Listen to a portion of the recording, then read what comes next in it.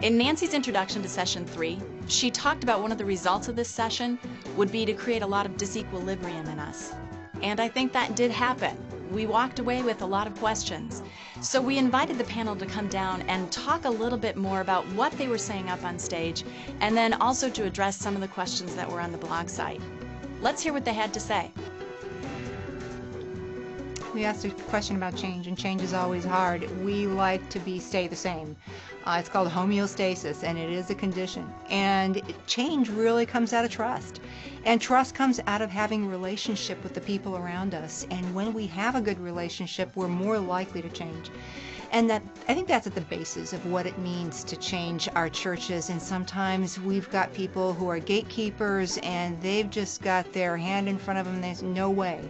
And that's the time to ask, how can I get to know this person, these people better? If they go bowling, you go bowling.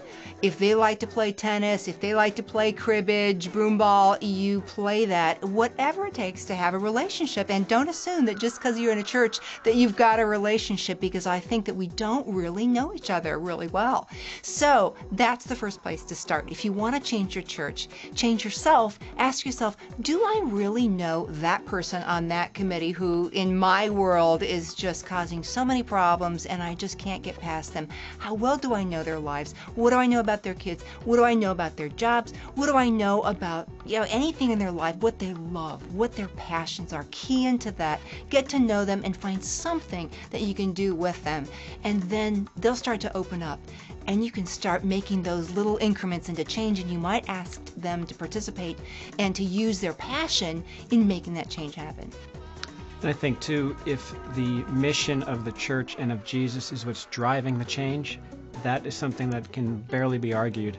But like what Sally was just saying, you have to build trust, and they have to feel they're in it with you to make the change. But you can't argue against the teachings of Jesus and the importance of the mission that we're on together. And that should be why we want to change, not just because this is trendy or this is trendy. And depending on how many churches have, how many pastors come through, there's a new change that each one wants to make. And I think that has to just be done in great prayer, but also very mission-driven, not trend-driven. Yeah, I agree. And then there's 18 to 30-year-olds. Dan. Yeah, it's the big question. Where are they? How do we keep them in the church? That's such a big question, but I would just say that the main thing I would be doing is talking to 18 to 30-year-olds, getting some to think with you, not just being the 45 or 50-year-old pastor and leader saying this is what they should like and what we should do, and then we'll create this for them. It's really finding a group that understands what their values are, how they think, how they perceive God, worship, learning, and allowing them and empowering them to really create what this church or this worship expression within a church or whatever you might be doing is. And it's really listening to them versus us coming to them and saying, here's what you should be doing.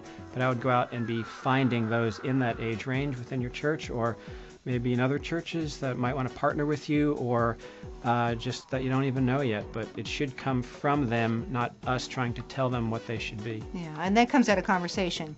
And it comes from spending time, again, back to relationship. And in the coffee shop or even online, where they hang out.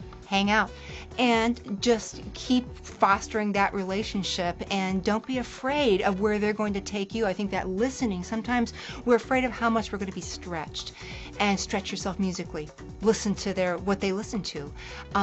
Be in that teachable mode, and I think that would do a lot. And also understand that perhaps they're going to start something that if you're older, you can come into, and you can be a guiding force. You don't have to park your wisdom, you don't have to park the experience that you have, but you can come in, and if you're truly in listening mode and you truly want to learn from them, they will then learn from you.